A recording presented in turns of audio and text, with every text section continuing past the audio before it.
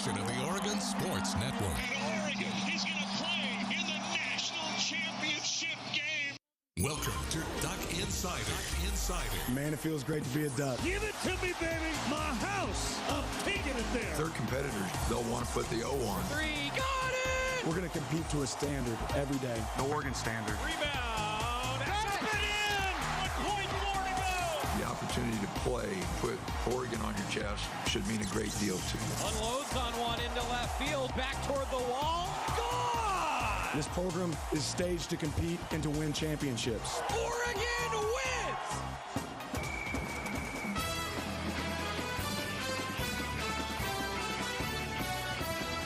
This is Duck Insider on the Oregon Sports Network from Learfield, presented by On Point Community Credit Union. Better banking, local solutions. Live from the Country Financial Studio, let's talk Oregon athletics. Hello, everybody. I'm Joey Mack. Thanks for being with us. We've got the voice of the Utes, Bill Riley, coming up talking about this Oregon and Utah matchup. A 7:30 kickoff. Okay, I want everybody to know something.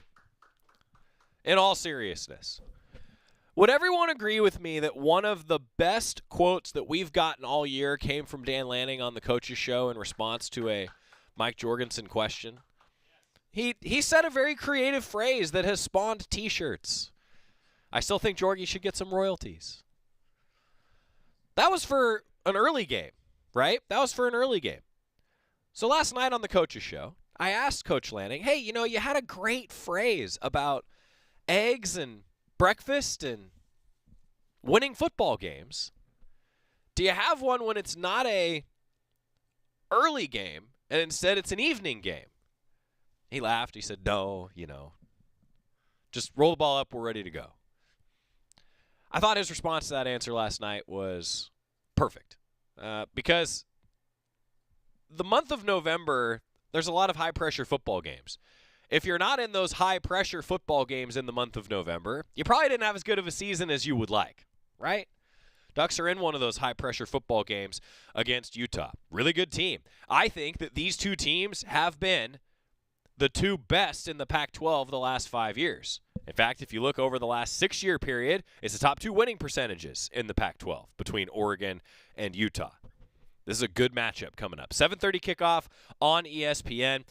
Talked to Coach Lanning on the Coaches Show last night. A little bit from that in a little while. I mentioned the voice of the Utes, Bill Riley. Always a fun time catching up with him. We're also going to continue to look back a little bit at men's basketball. We didn't get to Dana Altman yesterday, and I want to do that before the big Houston game coming up. Because Houston, look, that's a good opponent in Houston.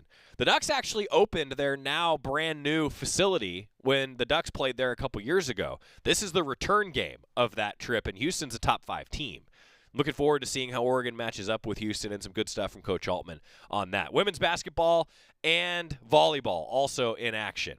Volleyball, it's huge tomorrow. 7 o'clock on Friday. It's our Toyota Women's Sports Schedule Spotlight.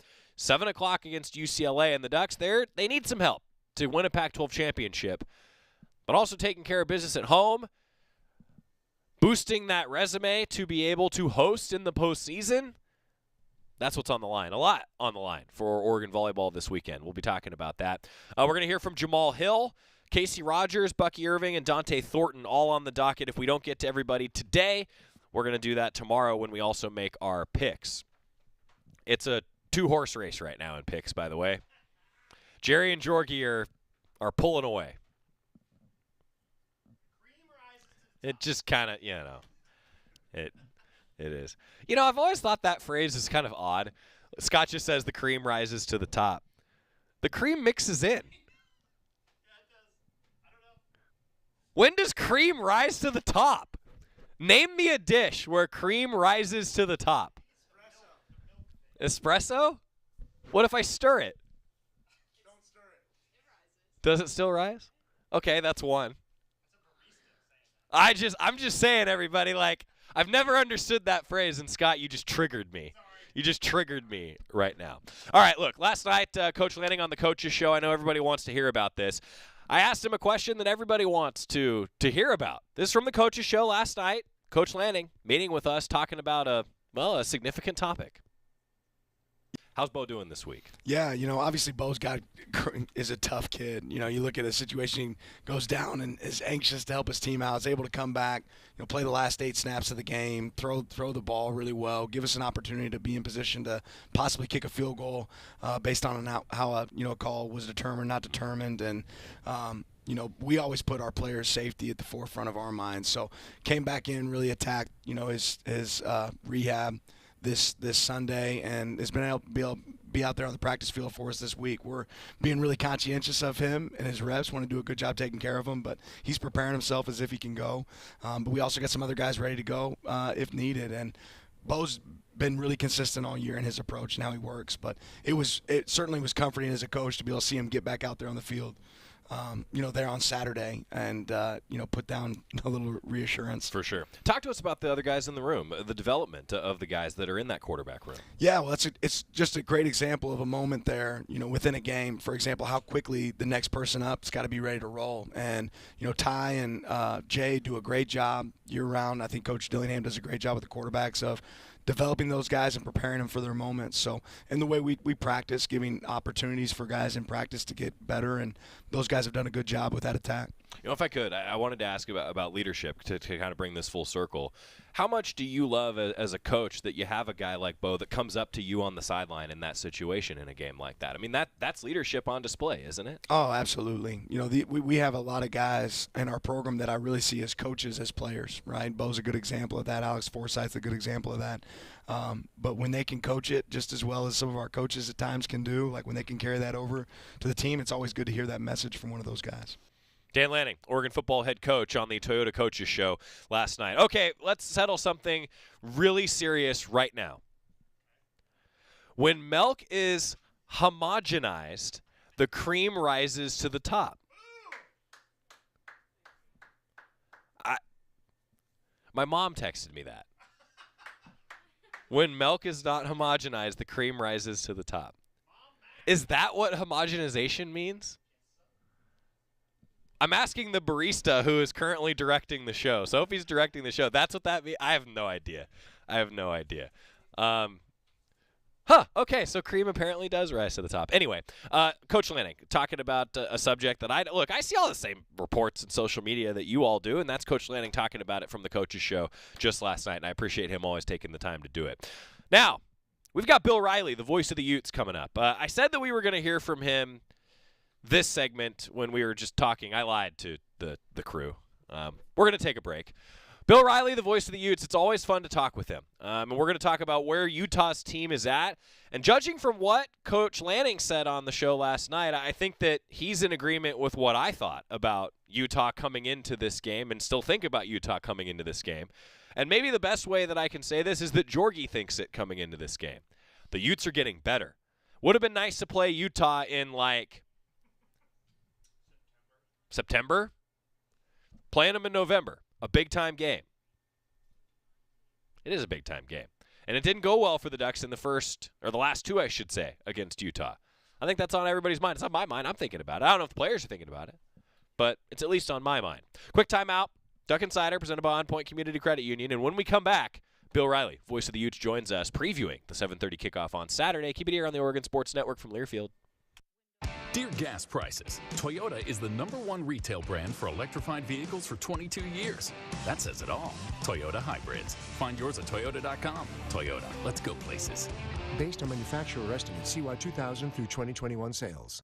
Hey Duck fans, we're all about protecting our home turf here in Eugene. You should do the same for your home with Country Financial Insurance. Most home insurance doesn't account for inflation, but with Country Financial, yours can. If something happens to your home, make sure you can rebuild the same house in the same place. Call a local representative or 866-COUNTRY and get a solid defense for your home. Home insurance policies issued by Country Mutual Insurance Company, Country Casualty Insurance Company, or Country Preferred Insurance Company, Bloomington, Illinois. Property must meet age and condition requirements, which vary by state.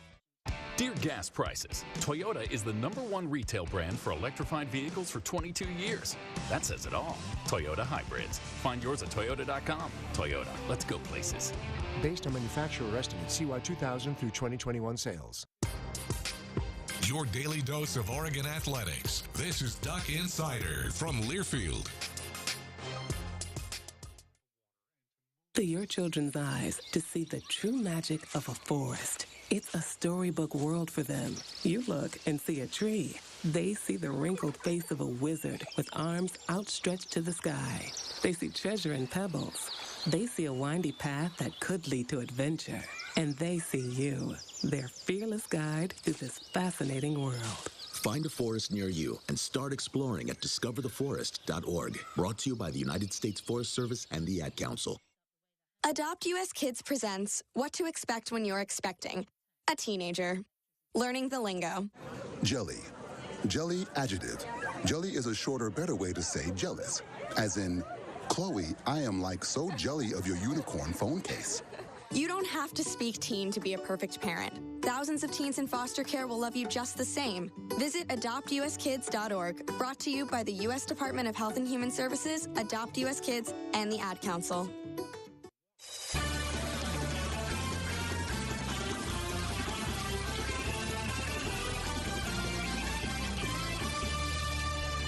We are back inside the Country Financial Studio. It's Duck Insider, presented by On Point Community Credit Union. So, okay, I feel like I knew this at one point in my life, but when the cream rises to the top and it's not homogenized, that's the cream that makes butter.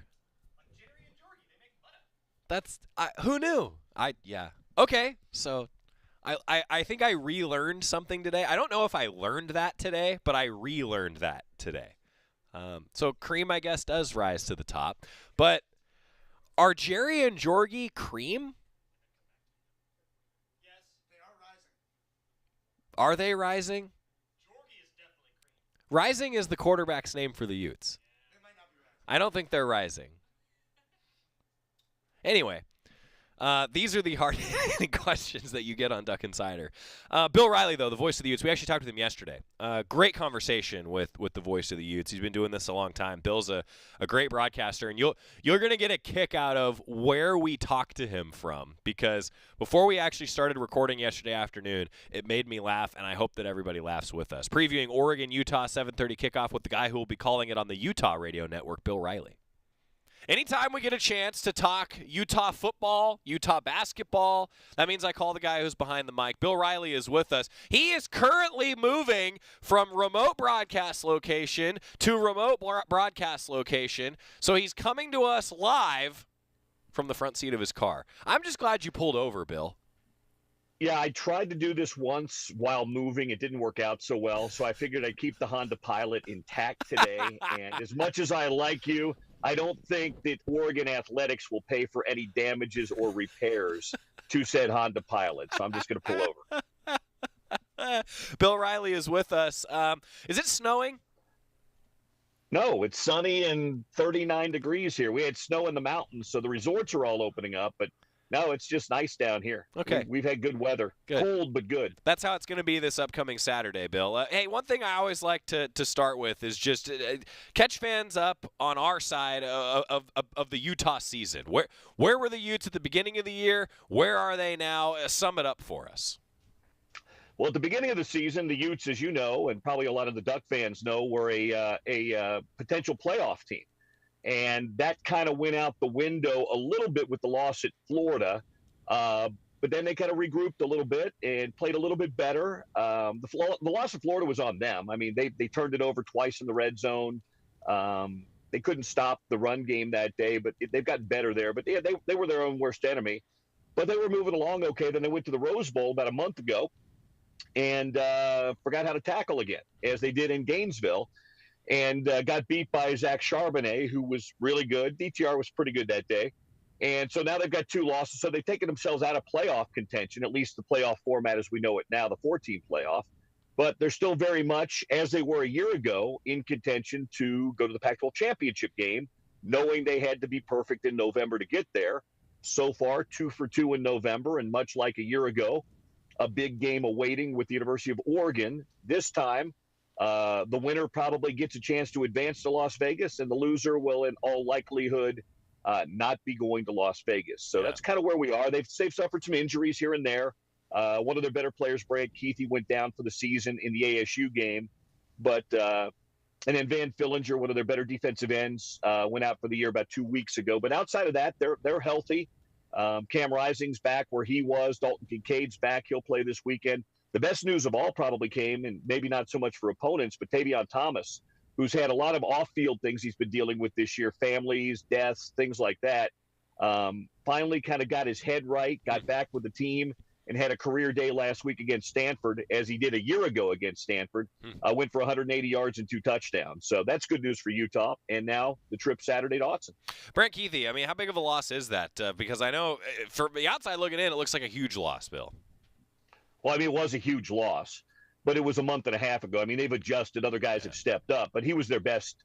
He was their best pass catcher. He was their best probably weapon in the throw game. Now, Dalton Kincaid was probably the second best, and he's emerged now. He had the 16-catch game against USC, which was unbelievable.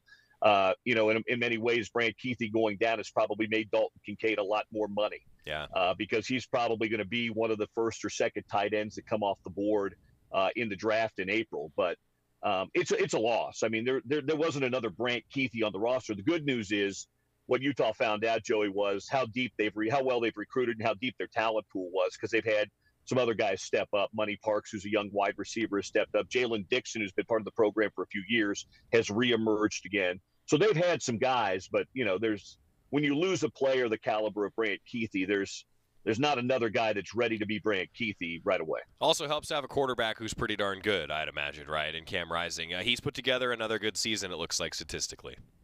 Yeah, he was all-conference quarterback last year. He missed a game this year after he got beat up in the SC game, and so he missed the Wazoo game. But he's been good this year. He's probably been as good as he was a year ago. And for Utah, that's been good enough because he played at a really high level last year. He knows that offense so well because he and Andy Ludwig have been together for so long. And he's like Bo Nix. He's a true dual-threat quarterback. He's got 500 yards last year he went for 600. This year he's just shy of 400 yards rushing. Yeah. He's thrown for over 2,200 yards.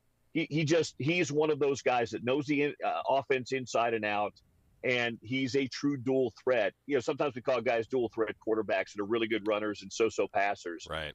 But that's not the case with our two quarterbacks, Nix and Rising. And to me, they're a lot alike too. Yeah, makes sense. Bill Riley, voice of the Utes, joining us. How's the run game? Always pretty good at Utah.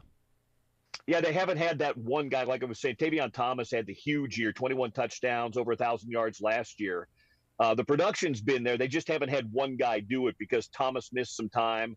They've got some young running backs, then some guys that got beat up. They lost Chris Curry for the year early. He was their third or fourth running back. They moved Jaquindon Jackson over from quarterback to running back. He was good. Then he got beat up. It's been effective. They've just kind of done it more by committee this year than having one particular guy go for over 1,000 yards. Thomas is at 600, Bernard's at 400, Rising's at 400. Some of the other guys are at 200 or 300. So it's still good. You see the numbers overall, but they haven't had that one dude like they've had in years gone by with a Zach Moss or Tavion Thomas or, one of those guys that they've had in recent years. But it's still good. The offensive line's outstanding. It's probably right on par with what Oregon's is right now. And maybe, to be honest, maybe a little healthier than Oregon's is right now, but you can tell me that. Well, you bring up a great point, though, because I actually think there are so many similarities between these two teams. That's what I kind of wanted to get to here in the middle of this conversation, Bill, because you talk about the similarities at quarterback. You talk about the fact that it's been kind of running back not by one guy. The Ducks are exactly that way. The Ducks have been doing it that way. The offensive lines are really good. I mean, these two offenses, you look at them together, I think you see a lot of similarities, why there's two teams that are in the top 12 that are squaring off on Saturday.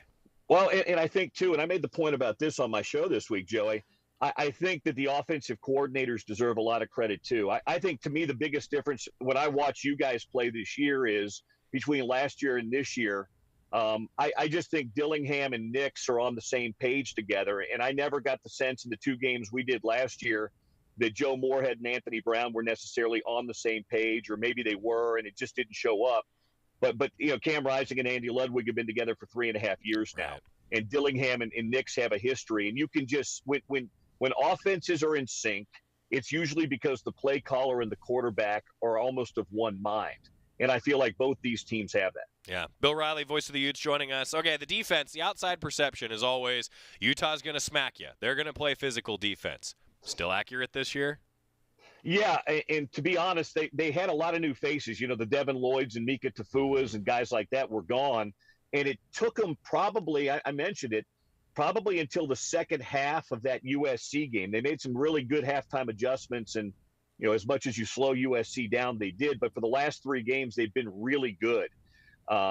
Good against the run, good against the pass. Their front is getting pressure on quarterbacks. Their backers are finally playing well together, and the back end is really good with Clark Phillips and JT Broughton, Cole Bishop at safety.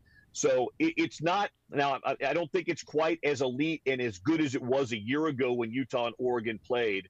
But what I will say is I think it's rounding into form. It's not a great elite Kyle Whittingham defense right now, but it's going from pretty average to pretty good right now. And if you look around this conference, to be very fair, there aren't many teams playing good – nobody's playing great defense. And there's very few teams that are playing good defense. So I think that's one of the things that's really helping Utah right now is the offense has been steady all year long and good, but the defense I think is kind of coming along at the right time. Yeah, that's an interesting point. I mean, you talk about how you want to peak toward the end of the year. Seems like the Utes are doing that. I said this earlier, Bill, that I feel like Oregon and Utah have, for a lot of reasons, been probably the class of the conference the last 5 years. I think that's a fair description. And the Ducks have gotten Utah when Utah's been favored. The Utes have gotten the Ducks, of course, most recently the last 2 contests. Do you feel that way? Like, is that kind of the view in Salt Lake City as well, that Utah and Oregon have kind of been the class of the league the last 5 years or so? Well, I don't know that you can look at it any other way, Joey. They're the 2 winningest programs, I think, over the last 6 years. Yep. Utah's played in 3 of the last 4 Pac-12 championship games. I think the Ducks have played in 2 of the last 3, 2 of the last 4. Mm-hmm. I don't know the number right off the top of my head. I'll probably know it by Saturday night. But no, I don't think there's any doubt about it. USC hasn't been good until this year. UCLA has finally gotten good this year. Washington's been down since Coach Pete left. I think Caleb DeBoer is going to bring them back, though. And I don't think there's really anybody else in the conversation. So I absolutely think Utah and Oregon have been the class of the Pac-12 conference. And, I think, the games haven't necessarily been great the last 3 times they've played. They have played some good games, but I think on paper right now, they're still probably the 2 of the best 2 programs, both now and over the last 4 or 5 years. I'm still not sold completely on SC and UCLA. And I have more faith in these 2 teams that are going to play on Saturday than I do those 2 teams. Yeah. And you're talking about Oregon. The Ducks played it in 2021. Ducks played it in 2020. Ducks played it in 2019. And then, of course, Utah's been the opponent for a lot of those. So, yeah. It's pretty amazing to look at where these 2 programs are. This game in particular, Bill, where do you think it's going to be won and lost? What are the keys to success for both sides? Well, it's cliche to say, but I do think it's in the trenches. Last year it was. I think it will be again this year. Utah wants to run they can throw it, just like Oregon can throw it. But much like Oregon, they want to be able to run it. And Utah's offensive line is good. Oregon's offensive line is good too. To me, which of the 2 defensive fronts have the best ability to slow the other down? I think that's where the game is going to be won. And also, turnovers is always a big thing too. Utah's been okay with turnovers this year. Rising's thrown a couple of iffy passes, and the ball's gotten loose from some backs from time to time. And you can't do that on the road in a conference game like they're playing Saturday night. So I really think which of the 2 defensive front sevens are better and which team wins the turnover battle. That's where I think it's going. Turnover battle, just look at last week for the Ducks. First lost fumble all season for Oregon's offense, and didn't go Oregon's way. I hear you, Bill. Bill, thanks for always taking the time. I know you got a lot of basketball going on. It's the overlap season. Looking forward to hosting you at Autzen Stadium, though, and holler if you need anything. All right, buddy? I'll see you Saturday, Joey. Thanks. Bill Riley, literally on the move at a basketball game and a remote broadcast for his radio show. Still took the time to join us yesterday. He'll have the call on the Utah side of things. And, of course, these 2 teams, as we discussed there, they've met a lot, have been, I think, the class of the conference, and I was glad to hear that Bill agreed with that. I mean, the numbers back that up. This is going to be a good game coming up. 7:30, Senior Day, also at Autzen Stadium. Got some student-athlete interviews for you, Jamal Hill, and then we're going to also go back and hear a little bit from Dana Altman because we didn't get a chance to do that yesterday. More to come. Duck Insider in the Country Financial Studio. Back after this on the Oregon Sports Network from Learfield. At Shadow Hills Country Club, our all-inclusive event pricing allows us to take care of all of the details while you enjoy your event. Our wedding garden, expansive grounds, ballroom, and meeting rooms can accommodate any size event and come complete with full catering and service staff. From weddings to business and social events, Shadow Hills offers the benefits of a resort atmosphere and the peace of a country setting just minutes from downtown Eugene. For more details, call us today or go to shadowhillsevents.com. From the weight room to the classroom, on the field and off it, On Point proudly supports University of Oregon athletics because student athletes do so much more than bring us pride on game day. They bring our entire community together in Eugene and all across Oregon. So whether you're watching the game in the stadium, at home, or at your favorite local business, their success makes all of us stronger. On Point Community Credit Union, onpointcu.com. Federally insured by NCUA, Equal Housing Opportunity. You're listening to Duck Insider. Duck Insider on the Oregon Sports Network from Learfield. This is an important message from the Mine Safety and Health Administration. Mining fatalities, accidents, and injuries are preventable. Taking a minute to approach your task safely can protect you and your fellow miners from injury and death. Staying alert and focused can keep you safe.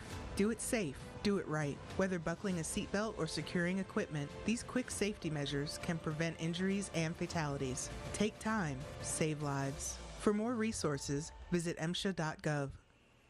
Farming is dangerous. There's dangers all around us. We go through safety training and try and do these things to make sure accidents don't happen. You don't want to hit a gas pipe because that's your life. The other part of it is if you hit certain things, you're liable for it. Farm Safe 811 starts with you. Always call 811 and wait for any underground lines to be marked. Always keep safety in the back of your mind. Just stay humble. For more information, go to farmsafe811.org.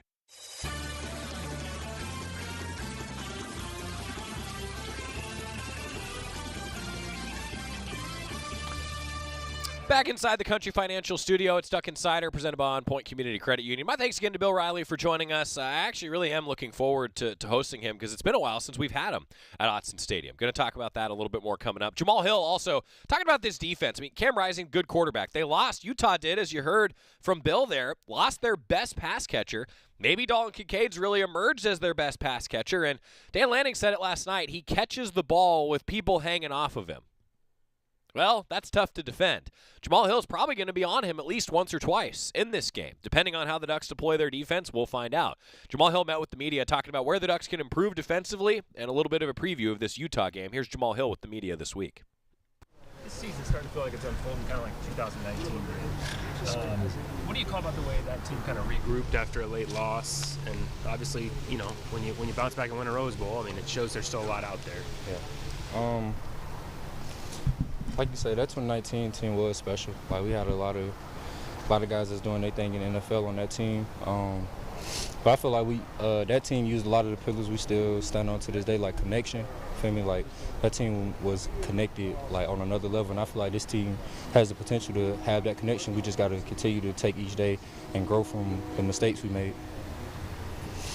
Pass defense has been a bit of a troublesome spot for you guys, Jamal, all season. What can you do? What can the secondary do to improve there? What needs to get fixed there? I say just attention to detail and just owning it. Like, one of the worst secondaries in the country. Like, can't deny it. Numbers don't lie. Like, numbers don't care how you feel. Like, it just got to start every day at practice, like taking accountability for, you feel me, your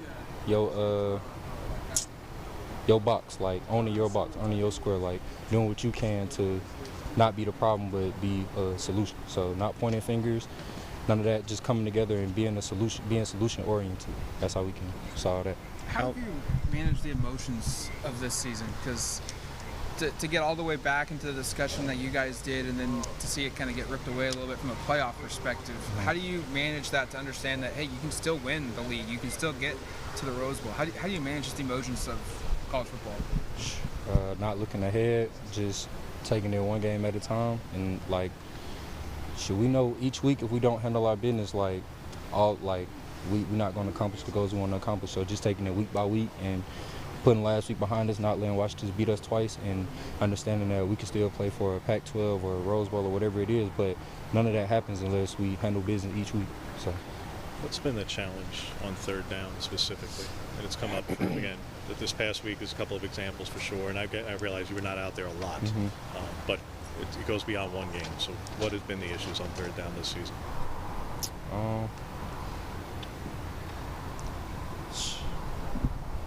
I say just execution. Like our coaches are putting us in the right spots, and we just got to execute as a group, as a unit. Like everybody, like from D-line, linebackers to secondary, everybody got to do their job, and the whole picture will look better. So I feel like, just everybody executing their job. And do you think the communication was an issue against Washington with all the crowd noise and things? And what do you guys need to do to fix that? No, I don't think communication was such a problem, because we practice with crowd noise every day in practice, whether we on the indoor or we outside. So I feel like we prepared for pretty much everything we face on Saturdays. It's just about execution on Saturdays, like understanding like that the team we playing every week, like they want to win just as bad as we want, if not more than we want to win. Like they're not gonna bow down to us because we got an O on our chest and all the Nike stuff, all the cute facilities. Like they're not gonna bow down to us. So just got to go out there every Saturday hungry. You had to learn a lot of these lessons when you were playing earlier in your career about leverage, about angles, about one hash to the other out. You learned them. A lot of guys are learning them the hard way now. Was it like in film review when you guys are meeting in your position groups and seeing from one hash to the other out, I think 4 or 5 times this past week? What is that like to see when you learn these lessons already yourself? I kind of take the blame for that too, because I feel like being that I didn't play and being in sort of a leadership role, I feel like it's my job to kind of give my insight on certain stuff. Like, hey, I know what this looks like. I know I done got beat on this too. Like, I know how that feels. So this how you can prevent it. Just being proactive and just being a good teammate. Really, like just letting them know, like, hey. I feel like it come with film study too, like just knowing what's gonna come. And I feel like our guys' attention to detail is there, but we could take it up another level and just be prepared for more of the stuff that we're gonna see on Saturdays. This is a team that's gonna throw a lot of tight ends at you, you know that. What is Kincaid? What is the challenge? What does he pose to you? I don't think it's giving away a lot to say that you're probably gonna get matched up with him a good bit. Yeah. I'm excited. It's a NFL guy. Like a lot of us, we want to aspire to go to the NFL, so what better to, test their talent than against NFL talent. So I'm excited. What do you see from him on film that makes him so effective and makes him that guy who's going to play on Sundays? He can catch in traffic, like, tremendously. And his route running, not just for a tight end, but for, like, a big athlete is, like, really good. So I'm looking forward to it. We are looking forward to it. Tell us a little bit about this turkey drive you got going. You got 3,000 miles away almost. Man, how you doing this? How did it all come together? What are you doing? So, really just finding a way to get back to my community. Cause so like growing up, my mom used to like take us like during the holidays and stuff to like it's called like Hosea Feed the Hungry. So like feeding like the homeless people and stuff like that. So I've been doing it since I was young. And then when I got to college, I was just like, shit, I want to, do something for my community, like leave my, legacy, like beyond football, like. And this year I was able to use like some NIL money and stuff like that just to fund it. So like now we got like over like 200 turkeys, like, so we can do a lot for a lot of people. And then we just looking to build on that. So we're gonna try to do something for Christmas this year too, like get back some toys and stuff like that. Just be a positive, just be something positive in the community. How are you coordinating this from all the way out here? So my mom is great. Like, my mom put everything together, and then we got a lot of family, friends, and stuff like that, and people in the community that just wanted to help, because it's not a lot of people doing it. So her and I can say my manager, Deshaun Lawrence, he helped put everything together too. So yeah, them two, like they make it happen while I'm gone. So I appreciate them tremendously. How do you manage senior day for you? If it wasn't for COVID, you would be a senior this season. Have you thought about that process of being honored? Do you think you're coming back, or just I don't know. I ain't really thought about it. I'm just ready to play Utah, honestly. You're not gonna take part in the pregame thing then? I don't know. We'll see. In all seriousness, a bunch of people were asking me this week, like, so senior day, there's 18 guys that are going to go through the senior day festivities, and it's like, well, what, do you know for sure if you're coming back? Because it is kind of a weird deal. We talked with Coach about this actually on the Coach Show last night. Like, the way that the rosters are so fluid in college football right now, it's hard to figure out who's what class, and do you get honored, and then maybe you decide to come back and use that other year of eligibility. It's tough, man. And I know a lot of people are like, well, what do you think's going to happen? And Rob Mosley and I were talking about this on Wednesday. Like, a lot of the times we don't know, because I don't know that the individual student-athlete knows for sure, right? I don't know that they know until maybe the end of the season, like, okay, now I can debrief. What do I want to do? What's best for my academic career, my athletic career? So many different things that factor into it. When we come back, I want to switch gears for a little bit, talk a little bit of basketball, because it's a big, big, big Houston game coming up. We're going to do that, hear from Coach Altman, some of his thoughts from after the win earlier this week. Then we'll revisit football. Casey Rogers, Bucky Irving, Dante Thornton. That's all to come. Slocum Center Minute, then talking hoops on the Oregon Sports Network from Learfield. Welcome to the Slocum Center Minute. Slocum Center physicians are located here in Eugene and are the orthopedic team physicians for your beloved Oregon Ducks. Joining us today is Dr. Denise Ruthier. Doc, we're talking bones today. What causes fractures? So there are two main ways that athletes get fractured, either the result of a traumatic injury, either in contact sports or just a bad fall. The other way athletes can get a fracture is through a stress fracture, which is basically repetitive overuse to a bone. This happens most commonly in running, but really can occur in all kinds of athletics. Stress fractures usually occur in the foot, ankle, the shin bone, and the hip. Stress fracture, an indication that the body's telling you to slow down a little bit? Basically, yep. You haven't given your body time to recover from the insults you're putting on it. What can athletes expect after being diagnosed with a fracture? Well, the first step is to actually diagnose a fracture. Most traumatic fractures are pretty easy to diagnose with a plain x-ray. Stress fractures can be a little tricky to diagnose. Sometimes they'll show up on a plain x-ray, but other times we need to do some further advanced imaging with either an MRI, a CT scan, or a bone scan. Unfortunately, in athletics, any type of fracture requires some time off from sport. They need to be immobilized and rested to allow that bone to heal. And that was the Slocum Center Minute, brought to you by Slocum Center for Orthopedics and Sports Medicine, orthopedic team physicians for University of Oregon Athletics since 1967. Dear gas prices, Toyota is the #1 retail brand for electrified vehicles for 22 years. That says it all. Toyota hybrids. Find yours at toyota.com. Toyota, let's go places. Based on manufacturer estimate CY 2000 through 2021 sales.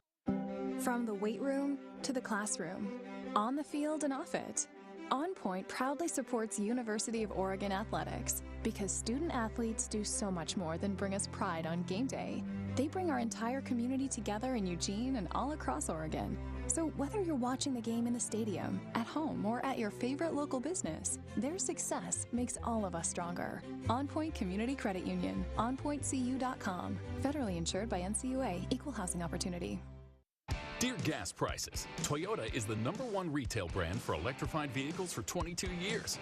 That says it all. Toyota hybrids. Find yours at toyota.com. Toyota, let's go places.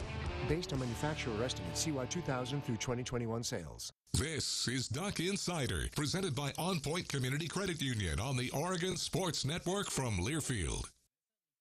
Question: what will you find on all over-the-counter or OTC medicine packages to help you choose the right drug and use it safely? The answer: the drug facts label. This label lists the medicine's active ingredients and purpose, how much to take, and warnings you should know before using it. Remember, even OTC medicines you buy without a prescription can cause side effects you don't want. So follow the information listed on the drug facts label. For more information, visit fda.gov/drug facts label. A message from the U.S. Food and Drug Administration.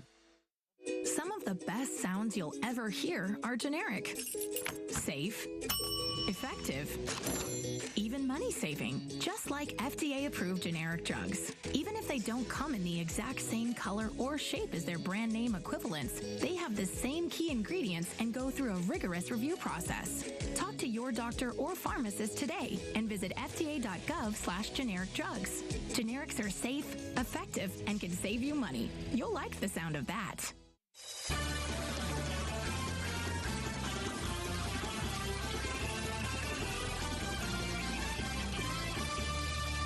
We are back inside the Country Financial Studio. It's Duck Insider, presented by On Point Community Credit Union. I'm Joey Mack. Jamal Hill, a lot of great stuff, and one of many guys that are thinking about going through Senior Day. We'll revisit football here in just a little while, but I do want to talk a little bit of basketball because Oregon kind of had the get-right game, if you will. After losing to UC Irvine in a game that definitely did not go Oregon's way, the Ducks were able to respond against Montana State with an 81-51 win. Part of the reason why was the diversity in scoring. I think also it was the fact that Kalel Ware scored 16 points off the bench. All in all, a good day.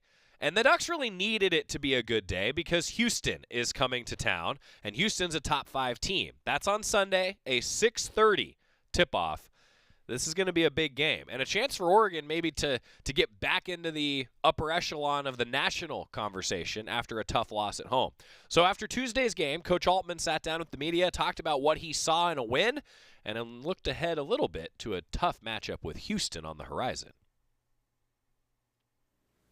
Does freshmen get to be called the now? Oh, I just telling the guys in there, I got a new car and it's got 10 gears, and I watch it go through those gears. And I think we finally got him into second tonight, I think he's got about 5 or 6 more gears we can get him into. But, he did play harder tonight. His defense was much more active. A couple awareness, plays that he made, which he hadn't been making. So, yeah, he had a much better game, much better purpose.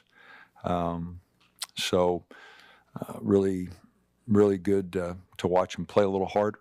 That was his knock coming in, that he just didn't play hard enough. His motor wasn't good enough. And, his mother and I have had a lot of talks about it. And I've had a lot of talks with him about it. There's just so much more there, James. I mean, you can see his natural talent. Like when he goes to get a rebound, he's way above everybody. I mean, he's just so long. But again, you're going to find out Sunday and next week, older guys, the physicality and how much more he's got to lower his base and get down to not get knocked around. He still plays 2 straight up and down, high school, he's going to have to get more athletic and lower his base, especially against bigger, stronger, older guys. So, but it was a step in the right direction, no doubt. How key is he, Dan, especially when you're down the guards, to what you want to do if you're going to go bigger, if you're going to play a guy like him at the 4, and he can stretch the floor, but he also is going to have those demands defensively, that you're asking an 18-year-old to do this. How key is he, and how comfortable are you to turn to somebody that young?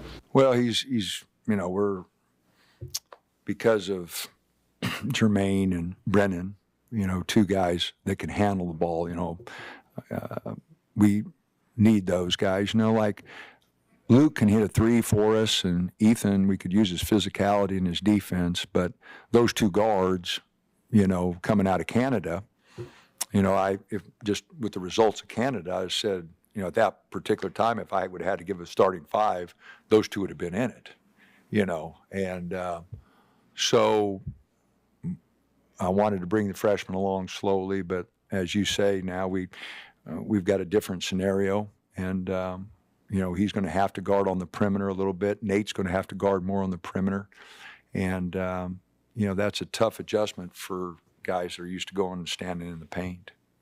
Why do you think Kalel was unlocked tonight in that way? I don't know. I mean, probably his mom got after him a little bit. She didn't like the way he played the other night. I don't know. But no, he did play harder, and he practiced a little harder yesterday, which I was pleased with. I still believe, you play pretty much how you practice and, habits.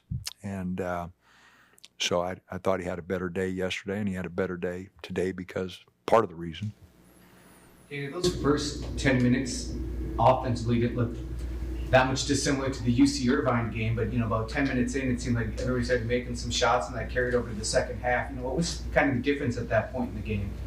Oh, I thought we got it inside a few times, that kind of gave our shooters a little better look. The first 10 minutes we were pretty stuck on the perimeter. They threw a 1-3-1 at us, which you don't see very often. We knew we did practice against it the last 2 days because they ran it one possession against Grand Canyon, didn't run it against Long Beach. So, we knew they had it. We didn't think they'd run it the whole first half and part of the second half. But, no, we had some good looks. Quincy hit the first one, then we missed 5 or 6, again in a row, which, they weren't bad looks, but we just got a little 3 happy. And then, Waldo drove it in there, got a bucket. We threw over the top. Khalil got the 2 dunks, so we got it inside a little bit. I think points in the paint at half, I think we had like 20. Yeah, I'm pretty sure we did. And so I thought, 20 of our 34 were in the paint, so we got the ball inside a little bit more. We got to start shooting free throws. I can't hide that. We were 5 for 13. I think 2 front ends and 1-on-1s. 5 for 15. We got to do better. It doesn't take much to figure that out. At halftime, we're up 12. Nate misses that front end right there. Dante had missed a couple. We're 2 for 7 at half with the front end.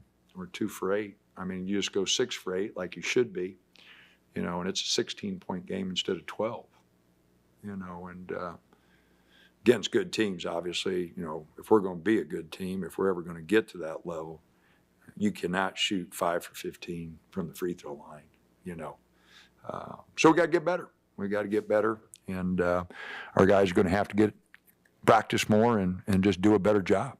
You always mention this time of year defensive intensity, and you're really focused on that. What did you think of the jump, this one, the UC Irvine, and just maybe the challenge you're going to face in the next couple of days defensively too? Yeah. It showed our immaturity the other day when we didn't hit shots and our energy level just went completely down. And then I told our guys that it just, we got some vets, that shouldn't happen.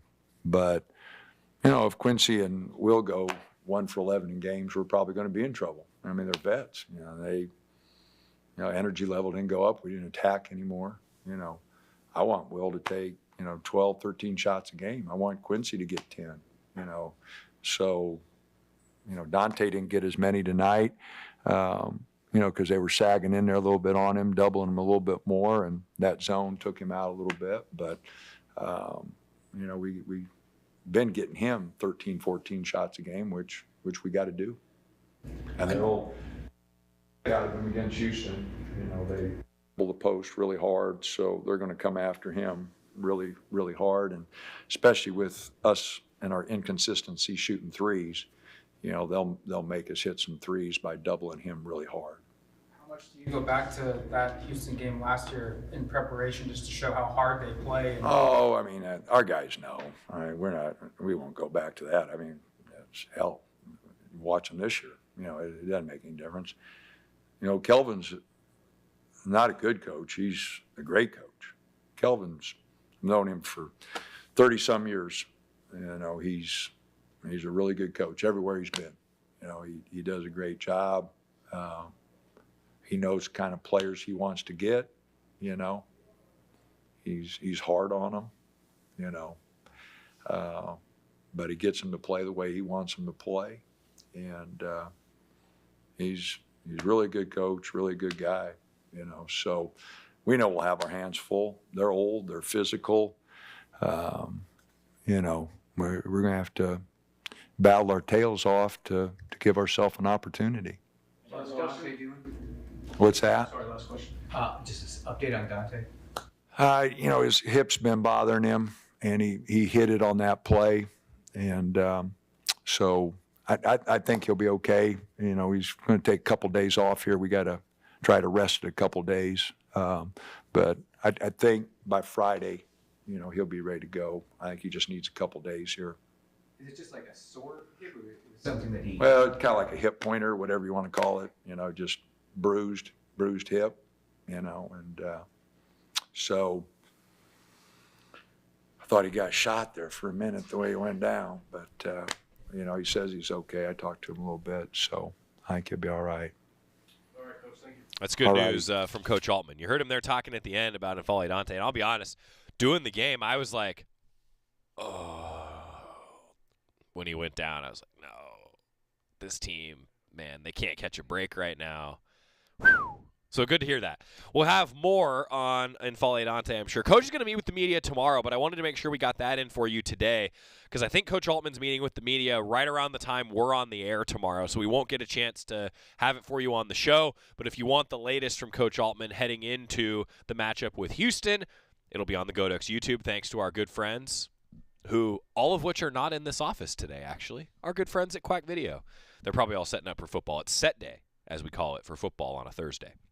We're going to get a timeout. When we come back, Bucky Irving, Dante Thornton, two guys that have made impacts late in the season. Keep it here on the Oregon Sports Network from Learfield.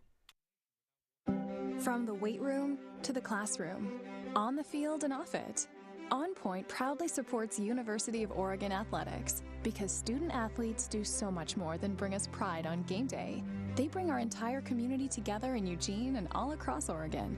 So whether you're watching the game in the stadium, at home, or at your favorite local business, their success makes all of us stronger. On Point Community Credit Union, onpointcu.com. Federally insured by NCUA, Equal Housing Opportunity. At Shadow Hills Country Club, our all-inclusive event pricing allows us to take care of all of the details while you enjoy your event. Our wedding garden, expansive grounds, ballroom, and meeting rooms can accommodate any size event and come complete with full catering and service staff. From weddings to business and social events, Shadow Hills offers the benefits of a resort atmosphere and the peace of a country setting just minutes from downtown Eugene. For more details, call us today or go to shadowhillsevents.com. More Duck Insider coming up on the Oregon Sports Network from Learfield. Unused prescription opioid pain medicines can spell trouble. They can spell risk if taken by someone they weren't prescribed for, harm if accidentally taken by a child or pet, or overdose if they're not used as directed. Safely dispose of opioids before they can hurt your family. Find a drug take-back option such as medicine drop boxes. You may find these in your community at local pharmacies or police stations. Visit www.fda.gov/drug disposal. Are you thinking about buying medicine online? A search for online pharmacies yields more than 20 million results. But which ones can you trust? Medicines bought from unlicensed online pharmacies can be dangerous. You may get a fake drug, your condition may get worse, or you may experience a bad reaction. Don't put your health at risk. To learn how to find an online pharmacy that's safe and legal, visit fda.gov/BeSafeRx. A message from the U.S. Food and Drug Administration.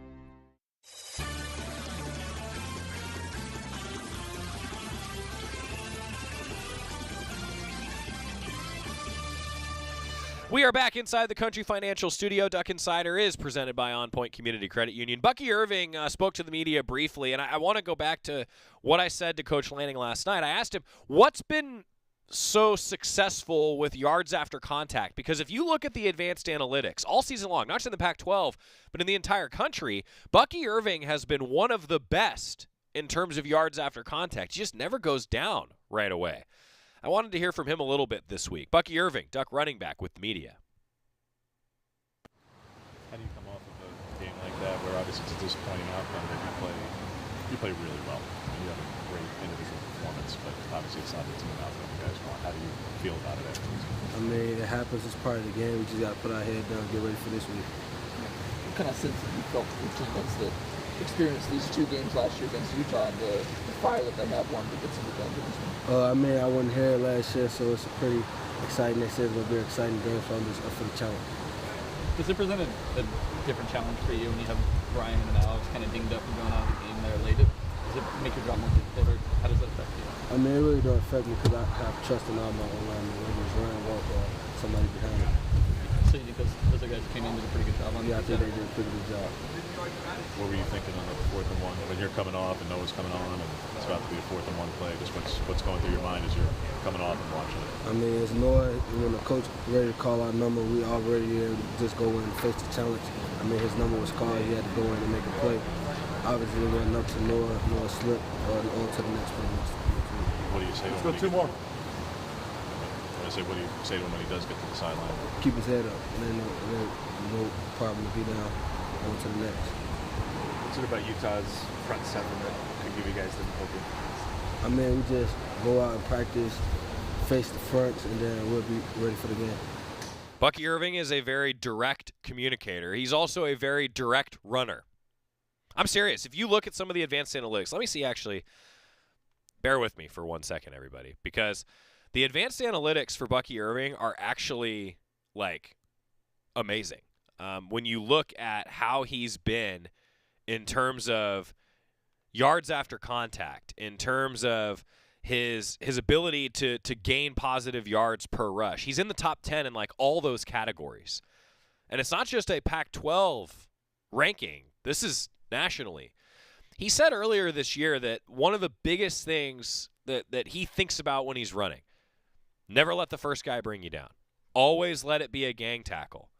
He's really embodied that this year. And I do think that that is a key here against Utah. I think it's a huge key, actually, against Utah because they're a physical defense. They're going to swarm to the ball. I think that the Ducks are going to have a lot of success with yards after contact. Ducks have been really, really good in those categories. Tomorrow on the program, since we did not get to Casey Rogers and Dante Thornton, we'll try to get to them tomorrow. Also, Matt Ulmer, he met with the media this week. We talked with him on the show on Wednesday. Coach Ulmer, though, he's excited for a 7 o'clock volleyball match on Friday. I'm excited for a 7 o'clock volleyball match on Friday. UCLA is in town. It's a huge one for the Ducks. Got to keep pace. They're in second in the Pac-12 standings. They got to keep pace. Need a little help. They need Stanford to lose. But here's the whole thing with this. Even if the Ducks don't win the Pac-12 championship, right now they're in a position to host an NCAA first and second round. That would be amazing. And that's, I think, what is one of many things that's on the line here for Oregon volleyball. Elsewhere on tomorrow's show, picks. I don't think that the cream rises to the top. Yeah, I know we found out today that it does. That's fine. Are Jerry and Jorgie really cream? Scott said, I think are they butter? I don't know. We're going to do a show tomorrow and find out. We all want our kids to grow up safe and healthy, so we show them how. With honest conversations that let them know what we expect. That's especially important when it comes to alcohol and other drugs.